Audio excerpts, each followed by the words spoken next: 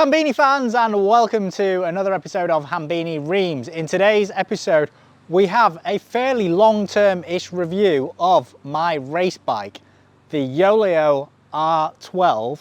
So I've had this for probably a little over 4,000 kilometers and it has been battered more than P. Diddy's girlfriends, and I have put it through all sorts of rigmarole. It has been through potholes big enough to swallow small children, and it has also been through KLM's baggage handling system. It comes with integrated handlebars, integrated stem, fanny juice from hairdressers sitting on the bars, ball juice from me trying to castrate myself on the top tube.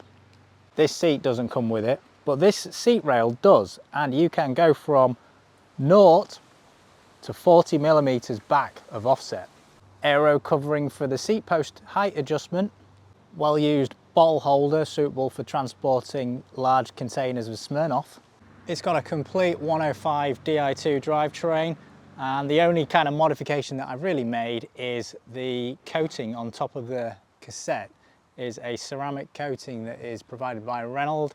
I put that on at almost 0 miles, and this is it several months later. Nothing sticks to it. I don't know what is in it, but it is amazing.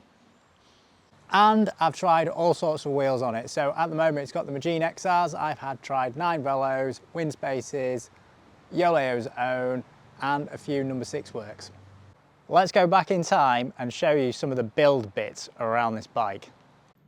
If there was an award for how to pack a bike, I think Yoeleo would be pretty close to the top, or certainly a nomination. This is really well packaged. It's got the frame, the handlebars, the fork, and all the gubbins really well packed in there. Now, if you see some of the bikes that come from the Far East, they're just in a cardboard box with some of this foam wrapping, but this has this sort of high density foam everywhere, and it's in a very small package.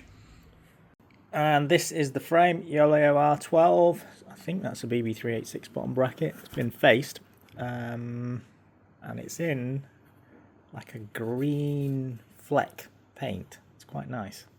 So if you take this out, you get into this little compartment and it's full of the accessories. So you've got a sponge tube, I'm not sure, oh, that's internal wiring tube so the things don't rattle, which is a nice touch. Computer holder and stems, all very neat. And this is the through axle, headset, and all that kind of stuff in here. It's, I mean, as a box and everything, this is like a proper polished job. Now, someone really has gone to town in here because they've got all the torque settings and the instructions for how to put it together for an idiot. Most people probably won't need this, but if you're new to a bike, it certainly does make the life a lot easier. So what you notice about this handlebar, or fork, sorry, is the crown race on the bottom is actually flat. So it's not even there, so you can't say the crown race exists. This is it. So they've gone for a metal crown race, which is unusual in this day and age because they're usually sort of moulded on. But this, I would say, probably makes it slightly more compact. It's a really good fit on there. Really good. Now, we've got 2 headset bearings, and they are both 40mm diameter, 52mm outside. Now, when you first look at them, you probably say, yeah, the only difference is the seal colour, red and black, but they're actually slightly different thickness. See, the black one is slightly less thick than the red one. I think this is the lower one, but we'll test fit it and then try it out. It doesn't actually say in the instructions which is which, but no bother. So there's the clearance with the black seal bearing in the bottom. It's very, very tight. To be honest, I don't think it would matter much if you put either of them in. Clearance looks pretty tight, whatever. And this is the top assembly where the cables and things go through. So this bit here is a cavity. Now, when you build this, you must be careful to make sure that arrow lines up with a little tab on the split ring. So all that is dry assembled. I need to cut the fork, but that's fairly straightforward. It's all very neat. You can't even see any of the wires. Look, it's all gone. So what do I think about it? Well, if you're going to skip the rest of this video, I would say this is the most polished bike frame that I've ever had on the channel. It really is quite incredible. If we park the specs of the bike to one side for the moment, the actual product packaging and all of that stuff is right up there. I've not seen anything better, and I've seen plenty of things worse. Even my time Skylon didn't come as well packed as this. You also get things that you don't get in a lot of other Chinese bikes. So it does come with a manual. It comes with every grommet, bracket, doodah that you need to run Di2 and SRAM ETAP. And the build experience was really quite straightforward. Other than a bit of confusion about some bearings, the rest of it went together without a hitch. There's no sort of bits of resin or much layer shifting inside, so you can thread everything dead easily. Nothing needed to be tapped, chased or rethreaded. The brake mounts were all square and in line, so I didn't have to retouch any of those. So I've spoken about how easy it was to build a bike, and really out of 10 I would give that a 10.